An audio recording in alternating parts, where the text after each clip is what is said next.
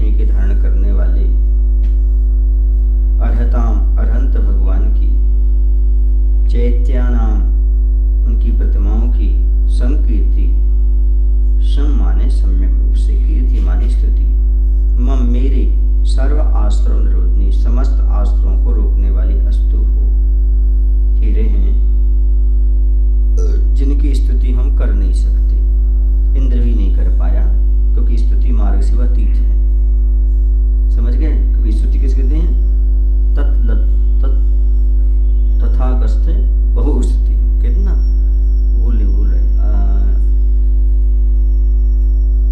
अरनाथ भगवान की स्तुति में लिखा ना, उसमें लिखा है तथा बहुत कथो स्तुति, यानी थोड़े से गुणों को बड़ा चढ़ा के करना से स्तुति है।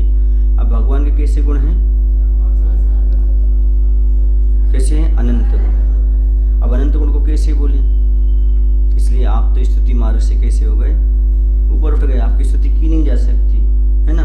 द्वादश अंग का जानकार भी है, तुम्हारा सौधर्म इंद्र भी नहीं कर पाया स्तुति, तो हम क्या करेंगे? तो कह रहे हैं कि इस प्रकार स्तुति मार्ग से अतीत शोभा अथवा अंतरंग बहिरंग लक्ष्मी को धारण करने वाले अरहंत भगवान की प्रतिमाओं की सम्यक स्तुति मेरे समस्त आश्रयों को रोकने वाली हो जाए, यानी हमारे सारे आश्रय रुक जाए, जितने भी आश्रय हैं।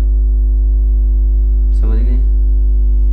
स्तुति करने से हमारे आश्रय का निरोध हो जाए। अब स्तुति करने से आश्रय का निरोध होता है, अभी तक तो सुनते आए हैं महाराज की भगवान की स्तुति करने से पुण्य का बंध होता है, और आप कह रहे आश्रय का निरोध हो जाए। तो मैं नहीं कह रहा हूँ, आचार्य पूजपा स्वामी कह रहे हैं कि भगवान की स्तुति करने से सारे आश्रय का क्या होता है? निरोध होता है। आश्रय निरोधा संग्रह है, सब लिखा है, थोड़े बहुत नहीं लिखा। सर्वाश्रय, सब प्रकार के आश्रय का निरोध हो जाए। इसी चीज को लेकर के समंतवत महाराज कहते भगवान हमें तो शुद्ध उपयोग से सो उपयोग अच्छा लगता है। यदि आपकी स्तुति करते करते मोक्ष हो जाए तो हम तो सो उपयोग छोड़े ही ना, लेकिन होता नहीं, क्या नहीं होता? शुद्ध उपयोग जाना ही पड़ता है, क्योंकि जो मन और जो समय अधिकांश किस में जाएगा? इसमें लग जाता है। शुद्ध उपयोग में तो कुछ कम समय के लिए, अंतर्मुहूर्त के लिए, इसके तो 2-2, 3-3 घंटे तक चलाते रहो, कोई दिक्कत नहीं है। तो अब आश्रय को उसमें भी लिखा है,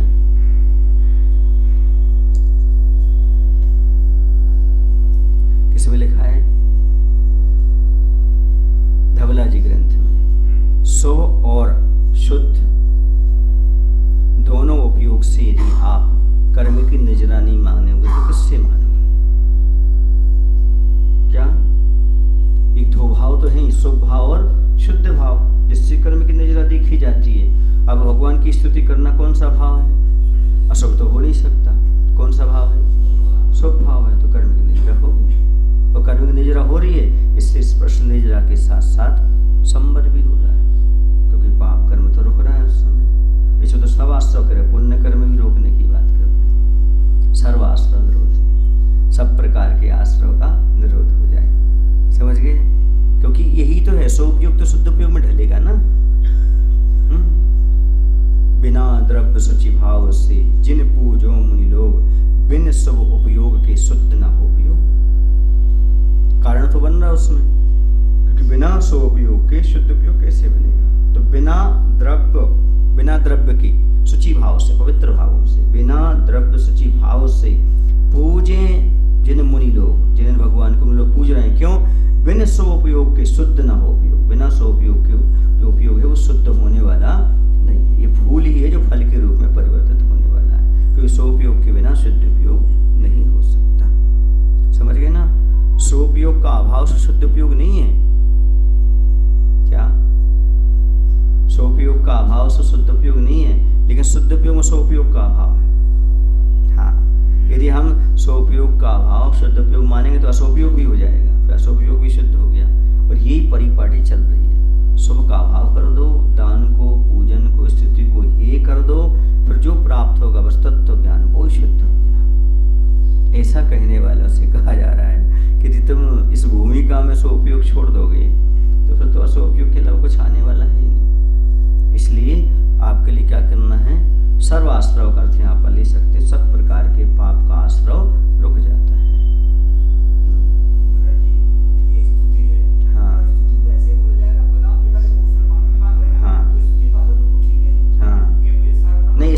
नहीं कि सर्वाश्रम को रोकने वाली नहीं है। नहीं तो सोपयोग तो सदुपयोग कारण बन रहा है, उसको तो अंतर्मुक्त लगना है ना। सारे आश्रय को रोकने वाला जो भी पाप का आश्रय इसी से रोकने वाला है, परंपरा से, वो तो है ही, मोक्ष का कारण तो है। इसलिए तो कहता हूँ कि जो वर्तमान में जिसे हम आश्रय का कारण मान रहे हैं, वो परंपरा से मोक्ष का कारण कैसे हो सकता है? इसे में संवर और निद्रा का कारण भी मानना पड़ेगा, तभी हम उसे परंपरा से मोक्ष का कारण कह सकते हैं। वो जो परंपरा से मोक्ष का कारण है, आज वर्तमान में एकांत से मात्र बंध का कारण नहीं हो सकता। आश्रय को निरोध करने वाली वह स्तुति है, तभी ऐसा हो रहा है। समझ गए? तो कहते हैं जिन अनंत चतुष्टय रूप, अंतरंग रूप, समोषण आदि रूप बहिरंग लक्ष्मी को धारण करने वाले अनंत भगवान की स्तुति साक्षात इंद्र भी करने में समर्थ नहीं है, इसलिए वो कैसे हैं? स्तुति पथातीत हैं। समझ गए? उनकी स्तुति कर ही नहीं सकता। इसलिए स्तुति के छल से हम आदर प्रस्तुत कर रहे हैं। क्या कहते हैं? आदरेण स्तुति छलेन। स्तुति के छल से हम क्या कर रहे हैं? उनके प्रति आदर भक्ति कर रहे हैं। स्तुति तो कर ही नहीं सकते हम। हाँ, ऐसा। इसलिए कह रहे हैं कि उन अनंत भगवान की प्रतिमाओं की मैंने जो स्तुति की है, गुणानुवादन किया है, वह मेरे समस्त कर्मों के आश्रय को रोकने में समर्थ हो। ऐसा अर्थात आश्रय निरोध से संवर पूर्वक निर्जरा हो, अंत में मुझे मुक्ति की प्राप्ति हो गई। सीधी सी बात है। क्यों? क्योंकि जब तक आश्रय का निरोध नहीं होगा, संवर पूर्वक निर्जरा नहीं होगी, तब तक मुक्ति मिलने वाली नहीं है। पहली तो सबके होती, कौन सी? आश्रय सहित नहीं, संवर सहित चाहिए। संवर सहित करो तब प्राणी मिले मुकत रानी, इस दुल्हन की यही सहेली जाने सब ज्ञानी। पहली सबके होए सरे नहीं, हाँ, कुछ काम नहीं होता। दूजी करे उद्यम करे जो मिटे जगत रहेगा, ऐसा होता है। इसलिए संवर सहित, तो संवर सहित तो मुनि की हो सकती, संवर सहित निर्जरा किन की होगी? मुनि महाराज की। आप लोग तो आश्रय सहित चलेगी। कौन सी चलेगी?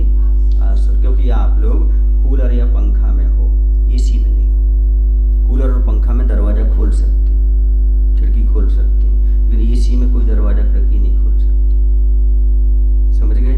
खिड़की दरवाजा खोलेगा तो बाहर की हवा आएगी।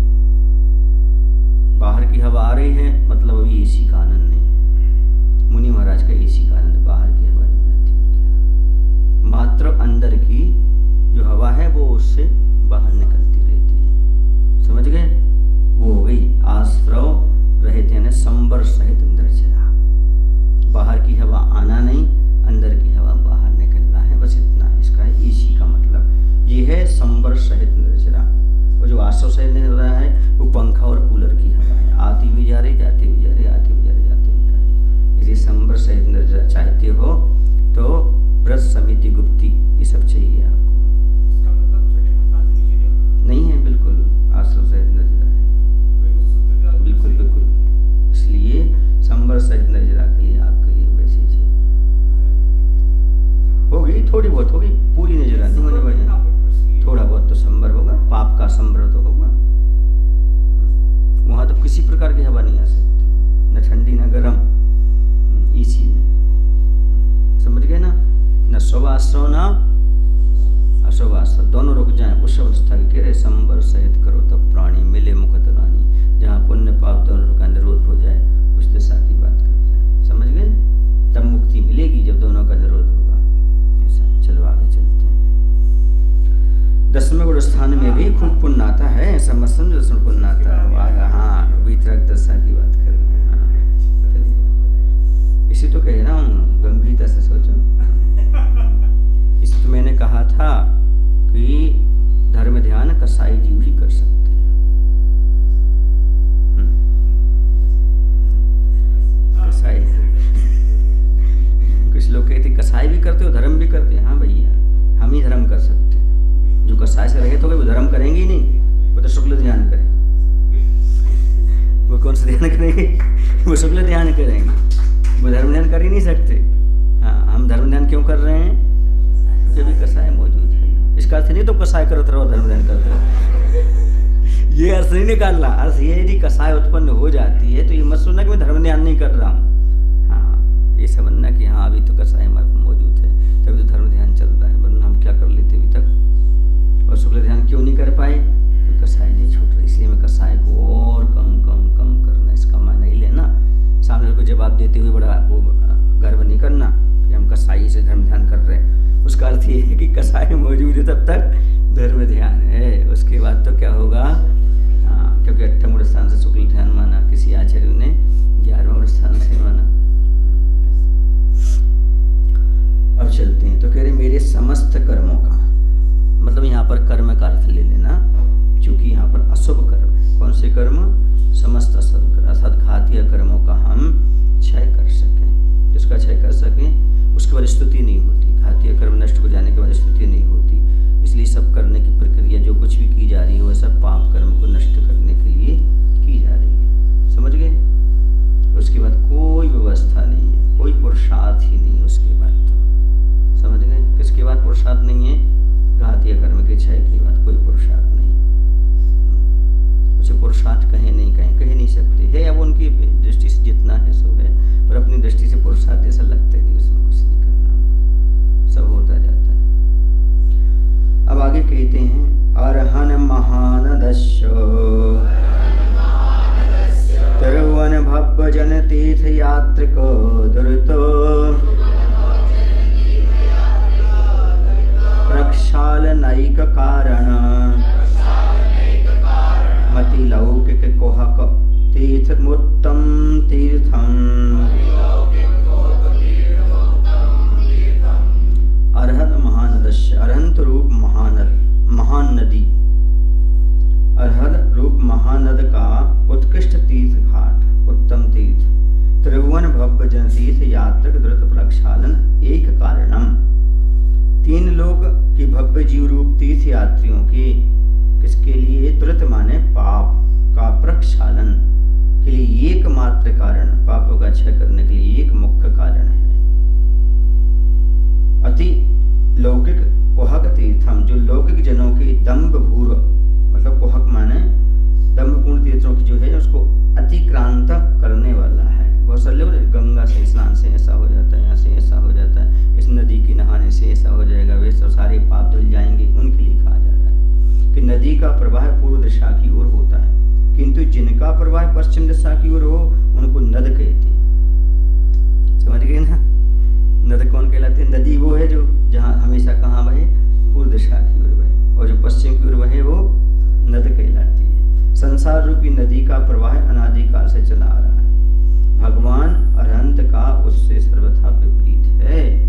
संसारी जीव का प्रवाह संसार की ओर जा रहा है और अरहंत भगवान का प्रवाह मोक्ष की ओर जा रहा है। अतः यहाँ आचार्य देव ने अरहंत देव को नद की उपमा दी है, क्योंकि सब उल्टे चल रहा है, एक भोग की ओर चल रहा है, एक योग की ओर चल रहा है।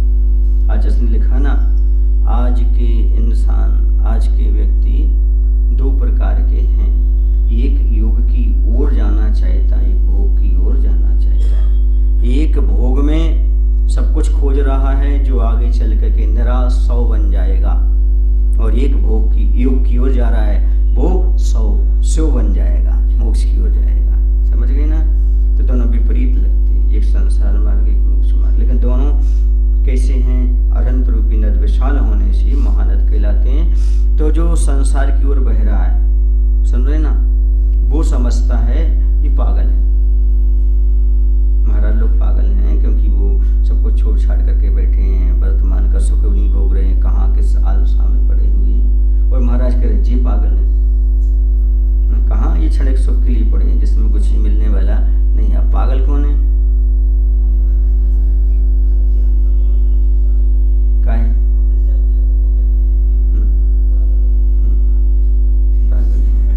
ऐसे ही हुआ था एक बार। एक बच्चा था तो बच्चे से पिताजी ने कहा एक गधा।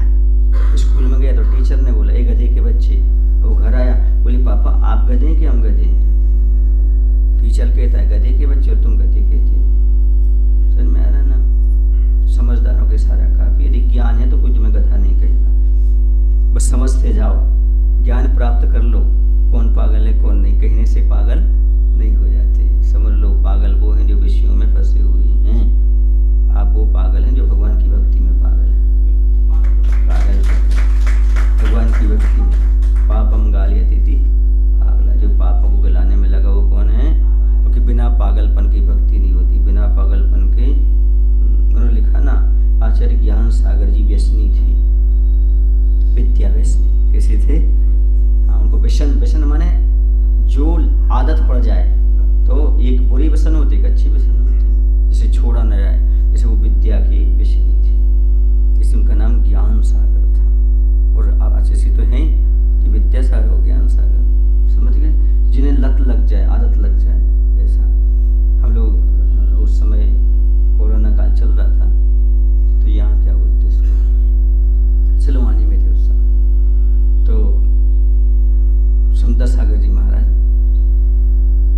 ने आदेश दिया वहाँ सिलवानी में, वहाँ पहुँचो। हम वहाँ पर थे ही, महाराज जी आए। आने के बाद हमारा स्वाध्याय चल रहा था, कोरोना भी चल रहा था, क्योंकि हम लोग जितने व्रती थे उस गांव के सारे व्रतियों को बिठाल करके स्वाध्याय, तीनों टाइम स्वाध्याय चल। उन्हीं को एंट्री थी, सबको एंट्री नहीं थी, इतने व्रती लोग थे और बुजुर्ग लोग भी व्रती थे। सबको जो दुकान पर नहीं जाते, कहीं नहीं जाते, सीधे यहाँ आते, उन लोगों के लिए स्वाध्याय चल रहा था। तो महाराज जी आए, तो हमने कहा महाराज जी आप आए हो, आपसे स्वाध्याय सुनेंगे। बोले नहीं स्वाध्याय चलने दो, स्वाध्याय चलने दो। हम स्वाध्याय करते थे, महाराज जी भी सब बैठ करके सुनते थे। फिर बाद में महाराज जी बोलते हैं तुम तो कहीं भी दुनिया में चले जाओ, हमसे बोलते हैं, बोले तुम तो व्यसनी हो।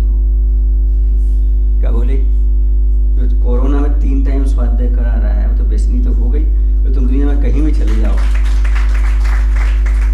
तो कहीं दिक्कत जाने वाली नहीं है, क्योंकि तुम्हारा तो स्वाध्याय मन लगता है ना, और किसी मन ही नहीं लगता। बोले स्वाध्याय मन लगता, तुम कहीं दुनिया में चले जाओगे तो हमेशा सफल रहोगे। अब समझ में आया तुम्हारी सफलता करा दी। बोले महाराज जी कौन?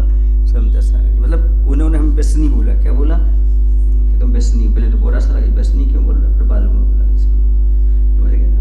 मतलब जो जिसको आदत पड़ जाए, नहीं स्वाध्याय बिना रहने नहीं, पढ़ाई बिना रहने ही नहीं, लिखे बिना रहना नहीं, पढ़ इसके बिना, ये अलग है। ऐसे ही तुम कौन हो?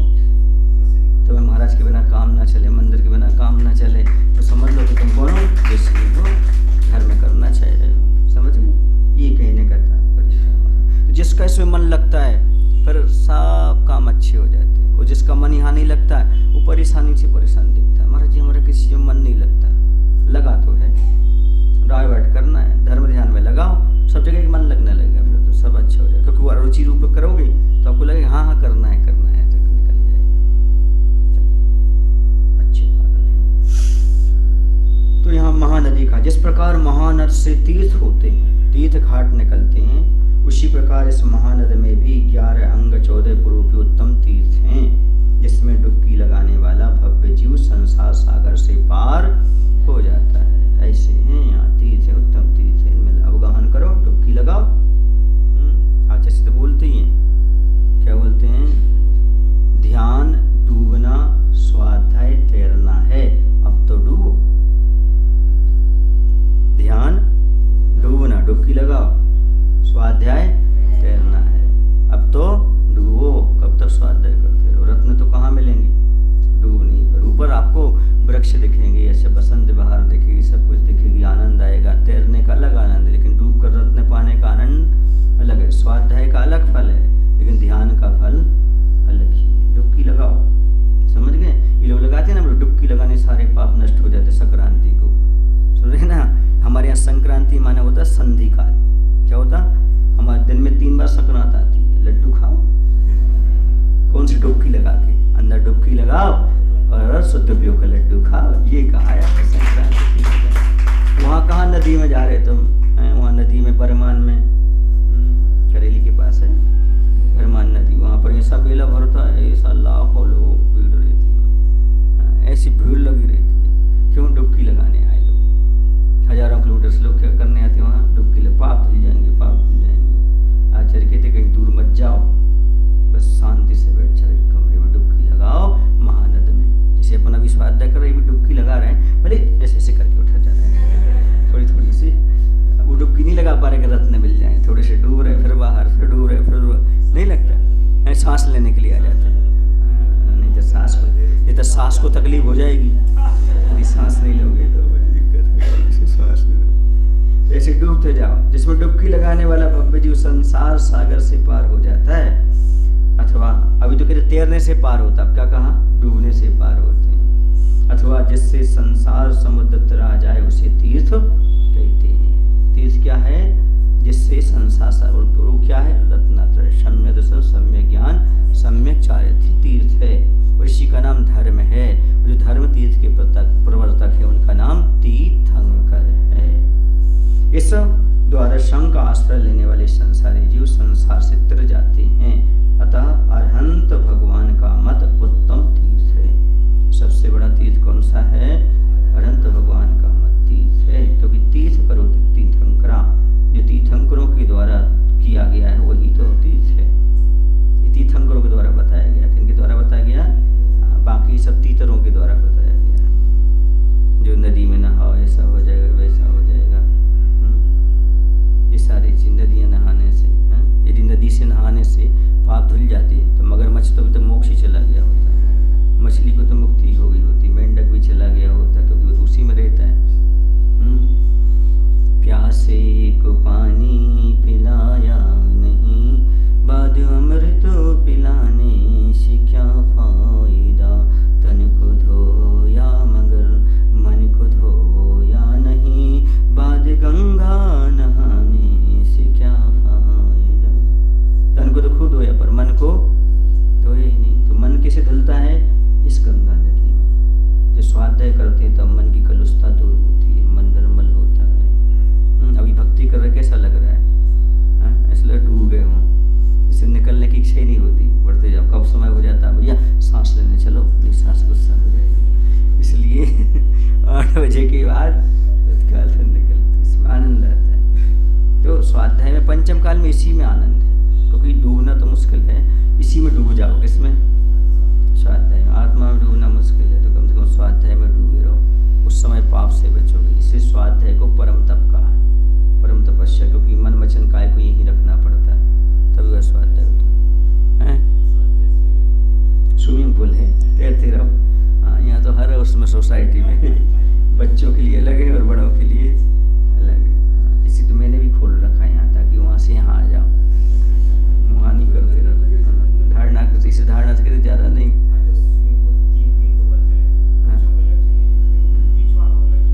चलता रहता है, वैसे नहीं है ना, इसलिए चलता रहता है। कुछ ना कुछ होना चाहिए सबको, अच्छा भला हो। देखो जैसे जिस जो माध्यम से आदमी का भला हो जाए, वो मंदिर आ गया, मंत्र सुन लिए, पूजन कर लिए, किसी माध्यम से सौपयोग लगा रहे व्यक्ति, कुछ ना कुछ अच्छा हो जाए, ये भाव रहता है। अब कोई भी माध्यम हो, कोई भी चर्या हो, कोई भी चीज़ हो, परहित संपादन जिनका कार्य है वही गुरु कहलाते हैं। जिनका क्या होता है, परहित संपादन, दूसरे का हित कैसे हो इसमें ही लगे रहना, ये उनका कर्तव्य। लौकिक नदी के तीर्थ में स्नान से शरीर मल दूर होता है।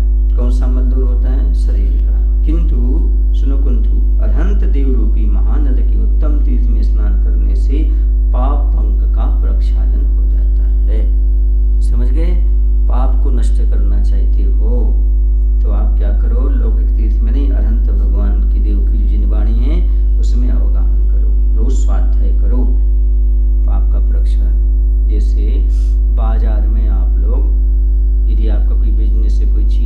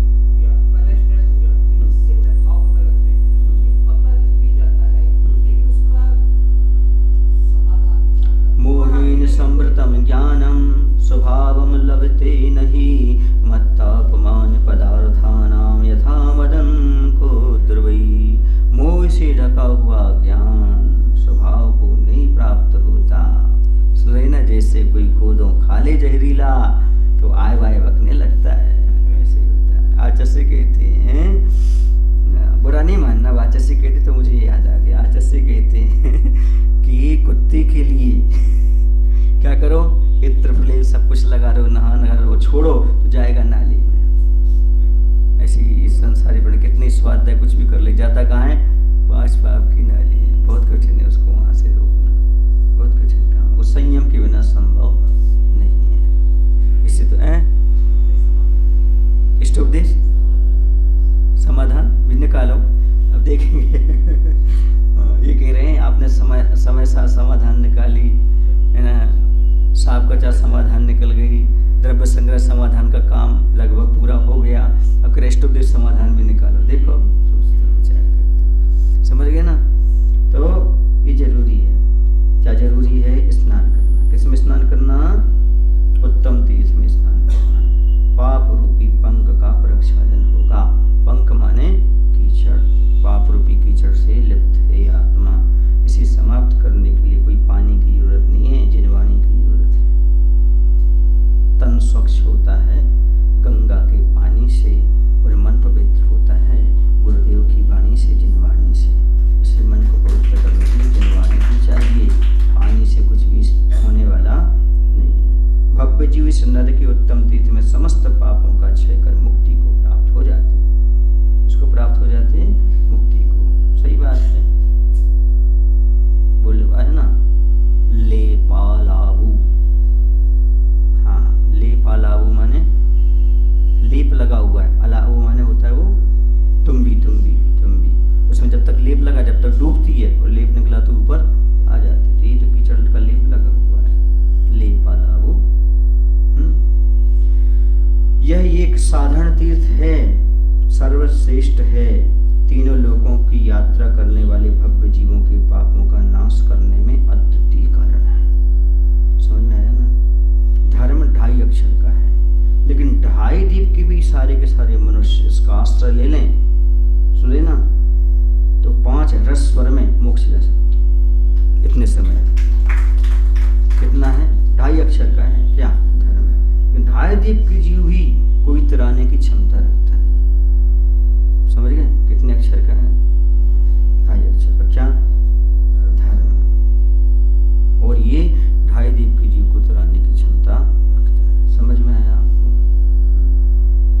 ये है भव्य जीवों के पापों का नाश करने में अद्वितीय है, इसके अलावा और कोई दूसरा है ही नहीं।